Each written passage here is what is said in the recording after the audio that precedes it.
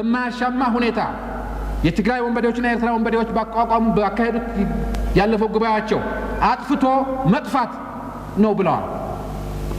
ይጥፉ ወይስ እንጥፋ ነው ጥያቄው ለዚህ ህዝብና ለዚህ ፓርቲ የሚያቀርበው።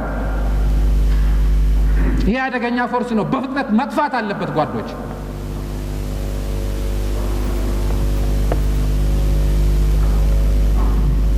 እስካሁን ድረስ በዚህ አቅጣጫ ብዙ ትግል ተደርጓል ብንልም ቅሉ ከጉዳዩ አሳሳቢነትና ከነኚህ ወገኖች መሰሪ አቋም አንጻር አቤታዊ ሰራዊታችን ከህዝብ እንዳልተወለደና የህዝብ ወገን እንዳልሆነ ሁሉ ይህንን ገበሬ እየሞተ ባለመሬት እንዳላደረገ ሁሉ እየለመነ ብስኩትና ዱቄት እንደማያድል ሁሉ ዛሬ በአክሱም ባድዋ በሽሬ ወዘተርፈ እንደ ጠላት ጦር ራሱ ገበሬው እንዳንበጣ ተሰባስበው የተከተከው ባላቀሮች ራርተኞች ችጋራም የምንባለው ከዚሁ ክልል በሚመነጭ ችግር ነው። በተቀረው ኢትዮጵያ የለም ረሃብ። ኮቸሮ አለ ብላችኋል። በሱ አለ አለ ምንም ምንም ገላንታ አለ ብዙ ችግር አለ። አንድ ጥያቄ ብቻ አጭር ነው የምፈልገው። አይ ችግርም የለንም ደግሞ ትናንትና ሸለቃችን ላይ የሚመጣ ግን ሱካርም የኛ መጠናው ያለ ስልጠናችን ዛሬ አራቀም ተሰነ ቀናችን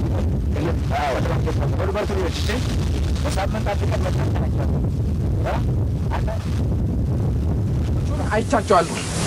በመሬትም በአየርም አንዳንዶቹ ተጠግቻቸዋለሁ፣ አንዳንዶቹን ወጥቼባቸዋለሁ። እዛ ላይ ይዛችሁ የወጣችሁት በርፍና ታንክና ምናምን በአንድ አጋጣሚና ሁኔታ ወይ ቀን ወይ ሌሊት ጠላት ሲያጠቃጥላችሁት ነው የምትመለሱት። ስለዚህ ፓርቲያችንና መንግስታችን ሁለታችሁንም ነው የሚያስታጥቀው። ይሄን ታውቁ የለም? አብዮቱ ሲጀመር ሻዕቢያ የሻምበል አቋም ነበራት እና የመቶ ተራ ድብልቅልቅ ያለ መሳሪያ ይዛ ስታበቃ ነበረ ወራ የምታራምደው። ያን ጊዜ እዚህ በተከፋፈልና ኢህአፓ ባሽበደመደው ደካማ ሰራዊት መካከል ጥቂት ሰው ይዛ ስታበቃ ከፍተኛ ሽብር ትነዛ ነበረ። እኛ አብዮቱን ስንጀምር ሻለቃ ስትል ብርጌድ ስትል ዛሬ በክፍለ ጦርና ብሎም በሜካናይዝ ማን ነው ይሄን ሁሉ ያስታጠቀው? በማን መሳሪያ ነው የምንሞተው ያላችሁ እንደሆነ እና እኛ በሰጠ ነው አይደለም እንዴ? እንዲህ አይነት ትግል ነው የቀጠናል። አንድ ወገናችን ህይወት ላይ ይወስናል እና ቅድም እንዳልኳችሁ እነሱ ከረኛ እስከ ምሁር ተነስተው ሲያበቁ ለኩ ዓላማቸው ተሰልፈው ሲያበቁ ይሄን ያደርጋሉ። ንቀውናል፣ ደፍረውናል። ብታምኑም ባታምኑም በቁም ሞተናል። ውይይት ነው ሰላማዊ ሰልፍ ነው ወይንስ እንደ ወያኔ ወጣቶች ታጥቃችሁ ወያኔ ከደቡብ ወሎና ከሰሜን ሸዋ እንዳይወጣ አድርገን አይቀጥቁጥ አቀጠን ለሚቀጥለው ትውልድ ትምህርት ሰጥተን እንደገና ለምፈልሰን እንማር እንችላለን። አለበለዚያ እነሱ ሰሜን ሸዋ እዚህ ጁር ሰላሌ ለሚ እየተዋጉ እንዴት ነው መስዋዕትነት ለመካፈል ሁሉም አይፈልግም። እንዳላችሁት የደሃ ገበሬ ልጅ ብቻ ነው እየታነቀ የሚጋፈጠው። ወታደሩን በህን ያህል መጠን እናጠናክረው እና በአስቸኳይ እንድረስ ይሄ ቀዳዳ ሳይከፈት ወይም ያ የሚለውን ነገር በአደባባይ እንበይናለን፣ በህግ እናወጣለን፣ በይሁንታ እንቀበላለን። በተግባር ሲሞከር ብንጮህ ቀርቶ እኮ ቂጡን ብንወጋው እኮ የሚንቀሳቀሰው እኮ እየጠፋ ነው እኮ።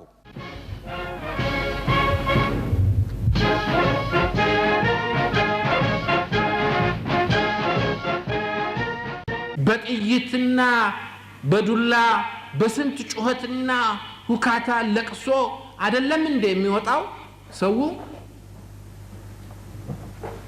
አይደለም ወይ?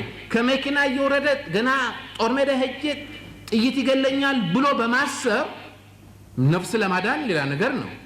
በራሱ እየወረደ ሲያበቃ በመኪና መንገድ ላይ የሚሞት ሰው ነው የሚላክልን። በጠቅላላውም ባይሆን ባመዛኙ መጀመሪያ ነገር ከተሰበሰበበት ማዕከል ይሸሻል፣ ከዛ በመንገድ ላይ ይሸሻል፣ ከዛ ከማሰልጠኛ ይሸሻል፣ ከዛ ከጦር ግንባር ይሸሻል። ምን እናድርግ? እንዴት እናድርግ? በግልጽ ሰዎች ነን። የባህር ፍቅር ነው የተነሳ ነው አቅማችን የፈቀደውን ነው የምናደርገው ከአቅም በላይ ኤክስፔክት ይደረግ እንደሆነ ይሄ ኢንሂዩማን የሆነ ነገር ነው ሊሚቴሽን አለ 17 አመታችን ነው ተኝተን አናቀም ደስተን አናቀም ስቀን አናቀም ረፍት የሚባል ነገር አናውቅም ሁሉን ያለምንም ማጋነን የሚቻለውን ሁሉ ነው የምናደርገው ህይወታችንን ሰጥተናል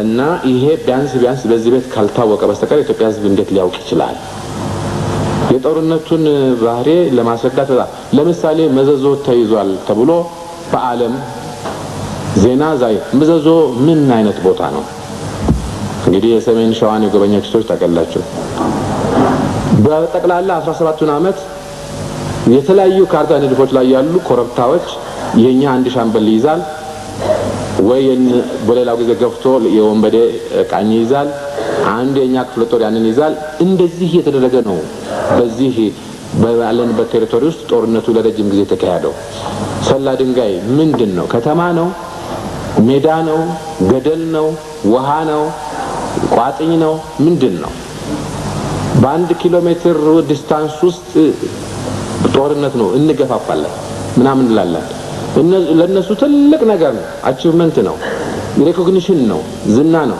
አሁን ሰላ ድንጋይን ይዘውታል አሁን መዘዞን ይዘውታል within an hour የሚለዋወጥ ሲቹዌሽን ነው ኤርትራ ውስጥ አንድም ቀን ጦርነት ሳይደረግበት የቀረበት ጊዜ የለም አንድ ኮረብታን ይዛለን ሌላ ኮረብታ ይዛል አንድ ሸጥን ይዛለን ሌላ ሸጥ ይዛሉ እነሱ ለፕሮፓጋንዳ ይጠቀማሉ እኛ መንግስት ነን አሁን ነው ካራምሽግ ምንድነው ክምር ድንጋይ ምንድነው አፋቤት ራሱ የፈረንሳይና የቬትናምን ጦርነት አድርገው ሲያበቁ ነው የምዕራብ ዜና አቅራቢዎች አፋቤትን እዚህ ያላችሁ ሰዎች ብዙዎቻችሁ ምታውቁ ይመስለኛል በኢትዮጵያ ስታንዳርድ ቀበሌ አይደለም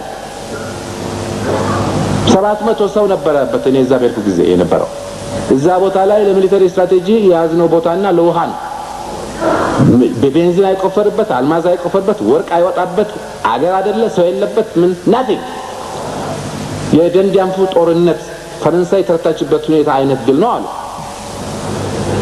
እና ሌላም ነገር ስላለ በጦርነቱ ባህሪ ውስጥ በሰዓትና በደቂቃ በሚለወጡ ነገር ውስጥ ወንበዴ የሚለው ነገር ሁሉ አብረን ስናበቃ እሱ ይናገራል አልተነገረም ስለዚህ የኢትዮጵያ ሚዲያ ውሸታም ነው እንደዚህ ከተወሰደ ምን አይነት ፕሮፓጋንዳ እንደምንነዛ ሰው እንደውም ይሄ ሆነ ገና ያልሆነውን ነገር ተሰበረ ሲሉ ሞተ እያለ ሲያበቃ ቅድም እንደተናገረ ይቅርታ ይደረግልኝ አዲስ የኢትዮጵያ ባህል ነው በፍጹም ይሆናል ብለን ማንገምተው ነገር ነው ሱሪውን ያወለቃል ደሞ የታዘል ቡታንታው ማውለቁ ነው